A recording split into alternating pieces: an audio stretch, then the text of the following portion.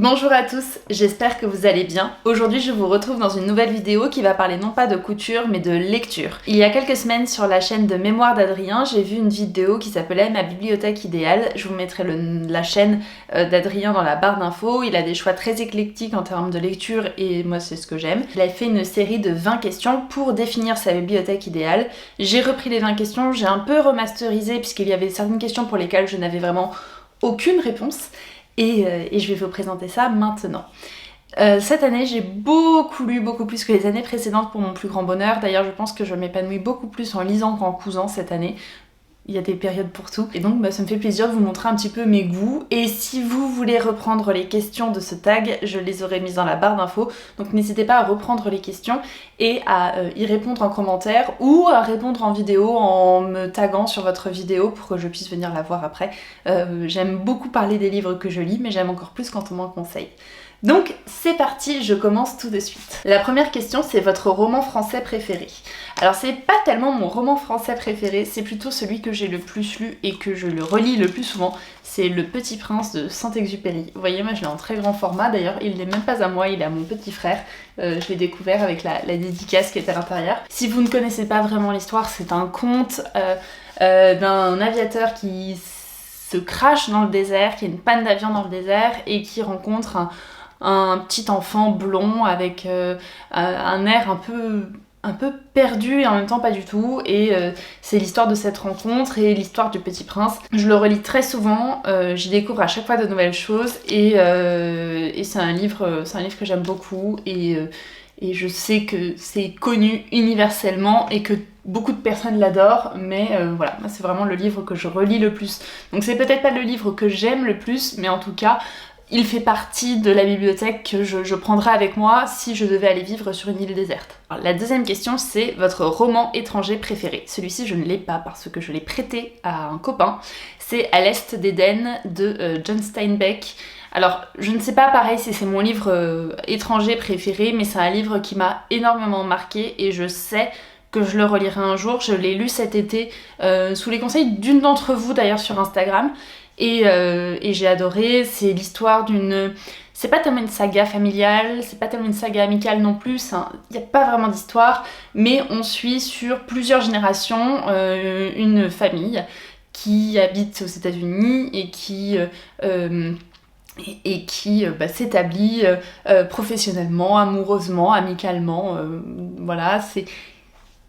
Il n'y a pas vraiment d'histoire en réalité, mais c'est 800 pages de merveille, 800 pages où j'ai été émerveillée de bout en bout et j'ai trouvé ça intelligent, j'ai trouvé ça hyper bien écrit, sans tomber dans le regarder comme j'écris bien.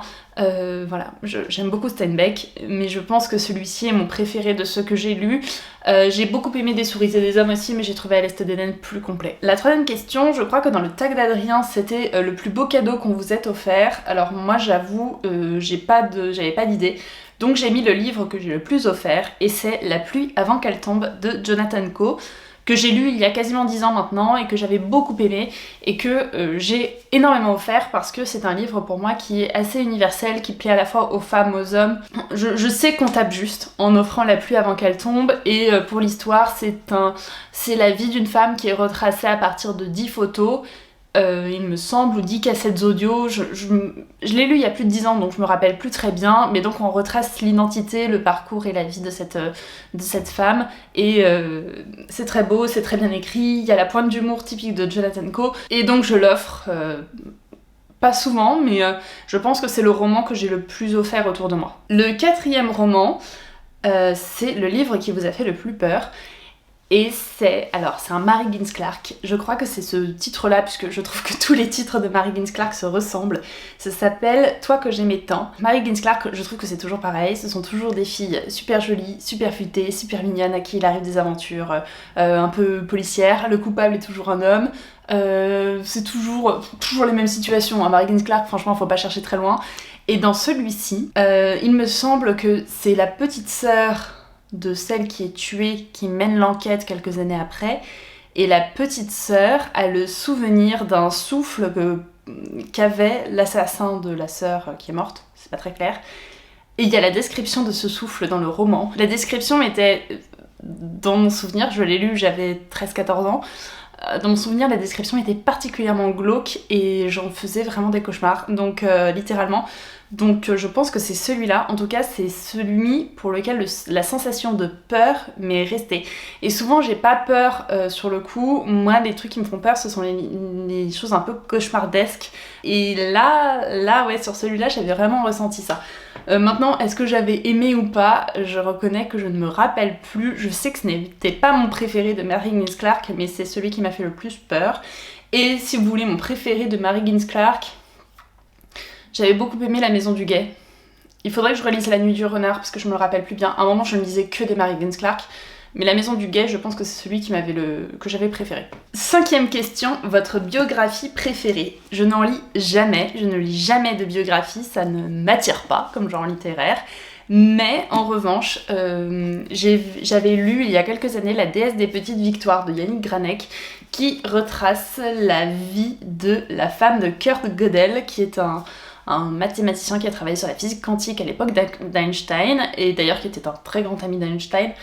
Et La déesse des petites victoires retrace de manière ultra romancée, hein, tout n'est pas vrai, retrace la vie de sa femme. Et j'avais souvenir que j'avais beaucoup aimé, que ce soit la plume, que ce soit l'humour, que ce soit le positionnement. J'ai souvenir que j'avais trouvé ça plutôt bien fait. Donc c'est celui qui se rapprocherait le plus de la biographie dans ceux que j'ai lus. Ça n'y rentre pas non plus totalement puisque c'est complètement romancé, et d'ailleurs elle l'écrit à la fin du roman que tout n'y est pas vrai, mais que finalement c'est pas ça qui est important. Le livre qui vous a fait pleurer. Alors je pleure beaucoup quand je lis des livres, mais de toute façon je suis une pleureuse, hein. Je pleure en écoutant de la musique, je pleure en regardant des films, je pleure très souvent. Mais le dernier livre qui m'a fait pleurer, c'est 100 millions d'années et un jour de Jean-Baptiste Andréa. Pareil, je l'ai prêté, donc je ne l'ai pas avec moi, mais je vous le mets ici. Jean-Baptiste Andréa, il est particulièrement connu pour le roman Veiller sur elle qui a gagné le concours et qui est très bien. Je trouve que c'est le roman parfait, Veiller sur elle. Il y a tous les thèmes universels qui sont abordés, c'est très bien écrit, ça se déroule sur plusieurs années, c'est très bien construit. J'avais beaucoup aimé Veiller sur elle, et donc j'avais envie de lire autre chose. Et le thème qui m'intéressait le moins dans les romans de Jean-Baptiste Andréa, c'était celui de 100 millions d'années et un jour. Et pour cause, c'est l'histoire d'un paléontologue un peu désabusé qui part à la recherche d'un squelette de dinosaure. J'ai pleuré toutes les larmes de mon corps pendant 3 heures quand je l'ai fini. c'est vraiment... Alors c'est pas celui qui m'a fait le plus pleurer, j'ai pleuré sur d'autres romans, mais c'est le dernier en date qui m'a fait énormément pleurer et que je recommande, et je crois que je l'ai préféré à Veiller sur elle. Je pense que les sujets m'ont plus parlé, même si je l'ai trouvé peut-être un petit peu moins bien construit peut-être que Veiller sur elle. En tout cas, il m'a beaucoup plus ému que Veiller sur elle. Donc oui, je le recommande, mais 10 000 fois, et en plus, il se lit, je pense, en 2 heures, montre en main. Je continue avec le livre que j'ai détesté, et alors je peux pas vous dire si je l'ai vraiment détesté ou pas, parce que je n'ai jamais réussi à le finir. C'est Les Hauts de Hurlevent d'Émilie Brontë. Je sais que c'est un chef-d'œuvre de la littérature anglaise, mais alors moi, honnêtement, en plus j'ai une belle édition, vous voyez, mon livre est très beau, mais alors moi honnêtement j'ai jamais réussi à aller au-delà de 100 pages. Je trouve que c'est particulièrement illisible, inintelligible. Vous allez me dire oui mais la traduction, mais honnêtement le type est dans le château, on comprend rien à ce qui se passe. Moi j'ai trouvé ça pas du tout engageant, donc pour moi c'est pas que je le déteste parce que je l'ai pas fini, donc j'ai pas un vrai avis, mais honnêtement, je ne suis pas sûre de le lire un jour. Je le garde en me disant qu'un jour, peut-être, j'arriverai à me faire mon propre avis, mais je le trouve pas du tout engageant et je ne comprends pas qu'on puisse l'aimer autant parce que franchement, les 100 premières pages, je n'ai rien compris. Rien. Et pourtant, je pense que j'arrive à lire quand même, mais alors là, j'ai trouvé ça inintelligible. Donc vraiment, non, j'aime pas. 8e question, votre pièce de théâtre préférée. C'est Andromaque de Jean Racine, que j'ai lu, relu, et relu, que j'ai vu au théâtre, que j'écoute fréquemment sur YouTube, puisqu'il y a une version qui est interprétée par les comédiens de la Comédie Française, qui est disponible sur YouTube. Et j'adore cette pièce de théâtre. D'abord, bon, c'est extrêmement bien écrit, mais au-delà de ça, je trouve que ça retrace extrêmement bien la complexité humaine. C'est hyper intéressant à lire, l'histoire est très belle, c'est rattaché à la mythologie grecque, j'adore la mythologie grecque. Et je l'ai redécouverte en 2020 parce que je venais d'entendre quelqu'un citer Andromaque en disant « Et tout ingrat qu'il est, il me sera plus doux de mourir avec lui que de vivre avec vous ». Et j'avais trouvé ça incroyable, donc j'ai lu Andromaque, j'ai eu un vrai coup de cœur et je le relis fréquemment. J'ai lu d'autres pièces de Racine, j'ai lu Phèdre notamment que je n'ai pas trop aimé, je pense que j'étais un peu déçue. Mais Andromaque j'adore et j'en ai d'autres à lire de Racine. Et récemment j'ai découvert Cyrano de Bergerac, j'ai découvert un peu sur le tard. Mais j'ai trouvé que c'était très très beau aussi, donc je pense que je vais me le procurer pour le lire. Votre recueil de poèmes préférés, je n'en ai pas parce que je ne lis jamais de poésie, mais j'ai découvert récemment un poème de Gérard de Nerval. Je l'ai complètement oublié, je vous le mettrai dans la barre d'infos et je l'ai trouvé très très beau.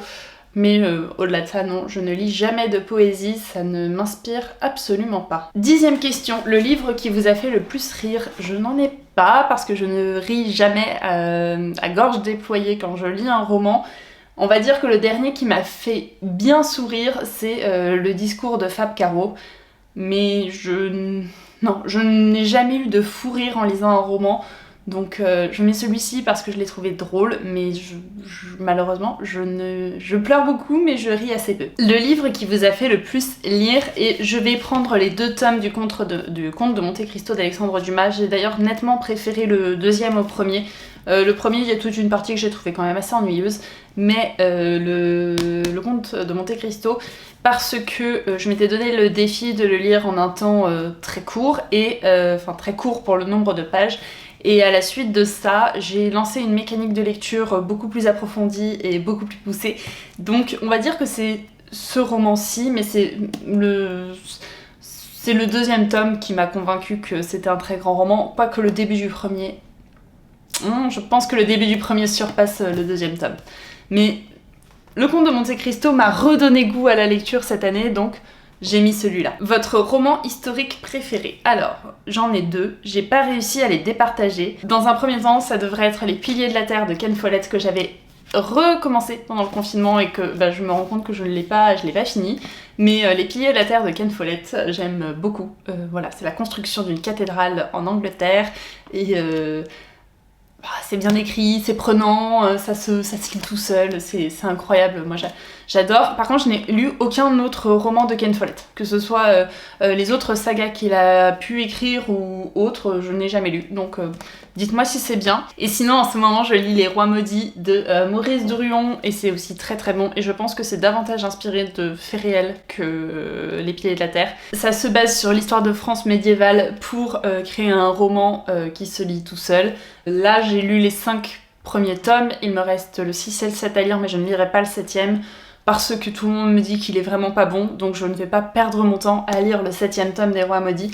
Mais si vous voulez une saga historique qui se lit comme un policier, c'est peut-être un peu fort, mais qui se lit comme un roman fictif à 100%, Les Rois Maudits, c'est très très bon. Question numéro 13, votre premier véritable roman?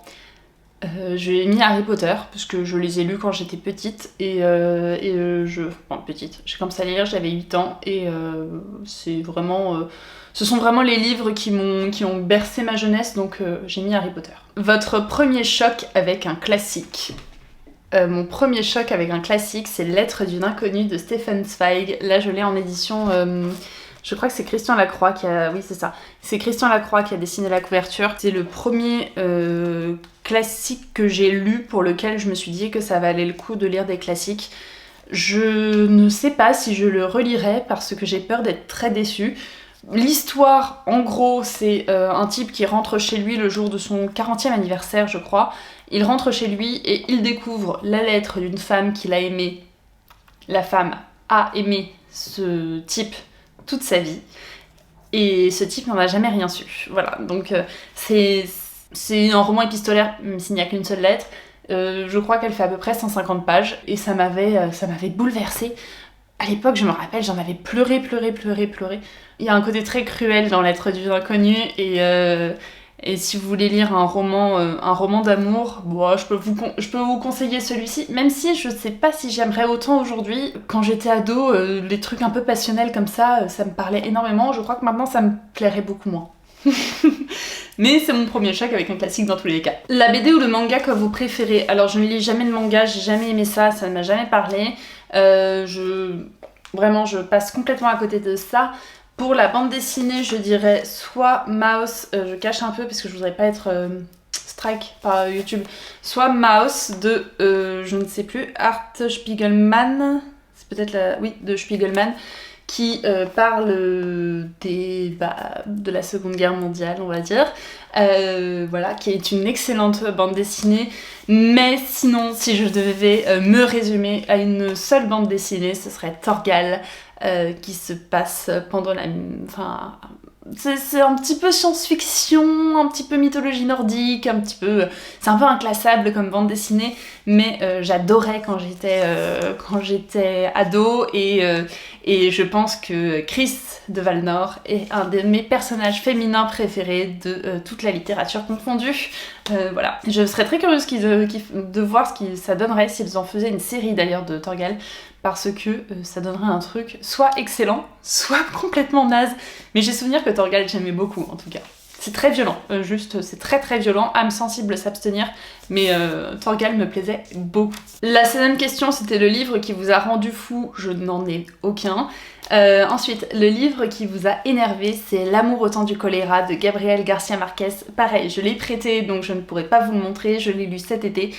Et ce qui m'a énervé, c'est pas tant la lecture du roman, c'est plutôt la sensation que ça m'a laissé à la fin du je ne sais pas si j'ai adoré ou si j'ai détesté. Je suis vraiment restée sur un entre-deux de... Je sais plus. Voilà, je ne sais pas. Il y a des choses que j'ai trouvées géniales dans ce roman. Il y a des choses que j'ai trouvées infectes. C'est vraiment un roman qui a énormément de défauts, selon moi, qui n'a aucune qualité, ou très peu, et pour autant, il m'a fascinée, et j'y pense encore. Et quand j'y pense encore, c'est pas du tout en négatif.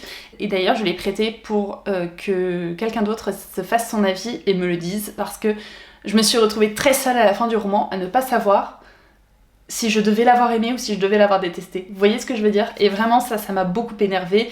Alors, L'amour au temps du choléra, c'est l'histoire d'un homme qui tombe amoureux d'une femme, qui en épouse un autre, et l'homme de début va se battre toute sa vie pour récupérer la femme qu'il aime. Et dit comme ça sonne très romanesque, et je sais pas du tout le cas, et je pense que c'est le point qui m'a énormément déçue à la lecture de ce livre, c'est que ça ne correspondait absolument pas à l'idée que j'en avais.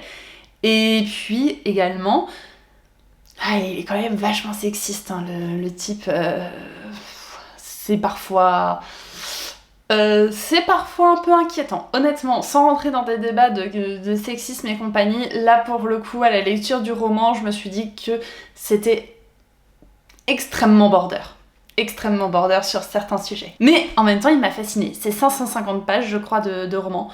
Les chapitres font 90 pages. Il n'y a jamais de pause. Les lignes s'enchaînent comme ça. Il n'y a pas de paragraphe, il n'y a rien. Il y a 0 dialogue quasiment. Et pour autant, je l'ai lu en 3 jours et je me suis pas du tout ennuyée en le lisant. Donc dites-moi si vous l'avez lu et ce que vous en avez pensé, et si vous rejoignez mon avis ou pas. Je serais très curieuse d'avoir vos retours, parce que vraiment... je me suis sentie un peu seule à pas avoir trouvé que c'était un chef-d'œuvre, et en même temps à rester très fascinée par le roman. Question numéro 18, on arrive à la fin. Le livre que vous espérez lire bientôt. Alors j'en ai beaucoup, mais voici mon top 3. Allez, je mets un top 4. Le premier, c'est Les dieux ont soif d'Anatole France.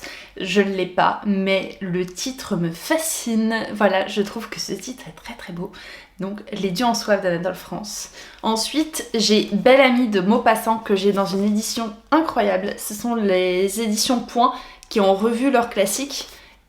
Oh, il est trop beau. Et je l'ai acheté parce que je le trouvais magnifique. Donc, Belle Amie de Maupassant. Il y a Léon l'Africain d'Amin Malouf, que j'ai dans ma bibliothèque depuis un moment, que j'ai très envie de le lire, mais que je retarde à chaque fois, je ne sais pas pourquoi. Et il y a le dernier, alors j'ai pas défini le titre encore, mais c'est un livre de Pat Conroy, Alors il y en a deux qui me tenteraient, ce serait soit Le Prince des Marais, soit Beach Music, parce que j'ai l'impression que c'est un petit peu dans la veine de À l'Est d'Éden. Je me trompe peut-être radicalement, mais j'ai l'impression que c'est un petit peu dans ce même esprit de littérature américaine, de gros pavés de littérature américaine, avec des histoires familiales, avec des soucis transgénérationnels. Je sais pas, je suis très intriguée depuis que j'ai lu À l'Est d'Éden de lire un Pat Conroy, donc je pense en lire un, peut-être pas en 2024, mais certainement en 2025. Et ce sera certainement aussi Le Prince des Marais qui est plus facile à trouver que Beach Music. Numéro 19, le livre qui mériterait d'être plus connu. Alors celui-ci, j'ai mis du temps à trouver parce que vraiment, ça ne me venait pas en tête, mais je suis retombée sur L'origine de la violence dans ma bibliothèque de Fabrice Imbert et je me suis dit que c'était dommage que ce livre-là ne soit pas connu autant que Un secret de Philippe Grimbert, parce que ça traite un petit peu du même sujet. Alors ça se passe également pendant la Seconde Guerre mondiale, enfin oui et non, c'est un professeur d'histoire-géographie qui emmène ses étudiants dans un camp de concentration et qui découvre... je vais me faire strike, c'est sûr. et qui découvre une photo. Et sur cette photo, il y a quelqu'un qui ressemble extrêmement fort à son père. Donc il décide de mener l'enquête et découvrir sa vie, sa famille et ses origines. Et il découvre qu'il y a un secret familial. C'est pour ça que je le compare avec Un secret de Philippe Grimbert. Et pour moi, ce sera assez sympa que celui-ci soit au moins aussi connu que Philippe Grimbert, parce que je l'ai vraiment trouvé très bien. La fin est très forte, très très très forte. Et en tout cas, j'avais trouvé ce roman assez spectaculaire. Il faudrait que je le relise d'ailleurs, mais j'avais trouvé ça très très bon. Le livre que vous avez lu grâce à votre moitié ou toute autre personne. Alors, mon copain et moi, nous n'aimons pas tout à fait les mêmes livres. Lui, il n'aime que les romans historiques pour le coup. On n'est pas tout à fait sur le même créneau, mais en tout cas, un livre qui est souvent revenu cette année dans les recommandations, et je vous le tease un petit peu. Il y a un livre cette année qui est souvent revenu dans les recommandations. Alors, pas de manière directe, mais de manière un peu soum-soum. J'ai eu Audrey V qui m'a dit que son fils l'avait lu et qu'il avait adoré. J'ai ma mère qui a lu L'Appel de la forêt. J'ai eu pas mal d'indices, on va dire, au cours de l'année de personnes avec qui je converse de temps en temps qui m'ont dit qu'il fallait que je lise Martin Eden de Jack London. C'est le dernier livre que j'ai lu complètement et je suis incapable de passer à un autre roman tant je l'ai trouvé. C'est un vrai chef-d'œuvre de la littérature globale. J'ai adoré. La dernière page est l'une des plus belles que j'ai lues de ma vie et vraiment merci à toutes ces personnes qui m'ont insidieusement conseillé de lire Martin Eden parce que ça fait partie des romans que j'ai le plus aimé cette année, mais je pense même que j'ai le plus aimé dans ma vie parce que je sens que quand je l'ai fini, je me suis dit ouais c'est bien et je sens que j'ai du mal à passer à autre chose, dans ma tête. Donc Martin Eden, très très grand roman. Et la dernière question qui n'était pas dans le formulaire mais que j'ajoute moi, c'est le livre que vous lisez en ce moment. Personne ne meurt à Longyearbyen, c'est un polar et en fait je voulais un polar après avoir lu Martin Eden pour changer radicalement d'ambiance et avoir quelque chose de facile à lire et vous voyez, j'avance pas vraiment en réalité, j'en suis ici. J'avance pas vraiment, je peux pas vous dire si j'aime ou si j'aime pas. Je trouve que les polars quand même, globalement, c'est toujours un peu pareil. Les enquêteurs sont tous assez similaires aux enquêteurs, peu importe l'écrivain. Voilà. Honnêtement, je pense que c'est pas mal, mais je l'ai pas fini. Voilà, je vous dirai ce que j'en ai pensé quand je l'aurai terminé, mais je trouve que globalement les polars se ressemblent un peu tous. J'aime beaucoup les polars de... Alors pas tous, parce qu'il y en a un que j'avais vraiment pas aimé, mais Pierre Lemaître, je trouve qu'il écrit de bons polars. Ça fait partie des polars qui se lisent, mais qui s'oublient à mon avis assez vite également. J'ai fait le tour de cette vidéo. Encore une fois, je vous mettrai toutes les questions dans la barre d'infos si vous voulez y répondre par commentaire. Si vous êtes d'accord ou pas d'accord avec moi, je vous invite à me le dire aussi également. Moi, ça me fait plaisir de discuter avec vous et d'avoir vos retours sur mes lectures. Et puis je vous dis à très bientôt pour une prochaine vidéo et d'ici là on se parle sur Instagram. Bye bye.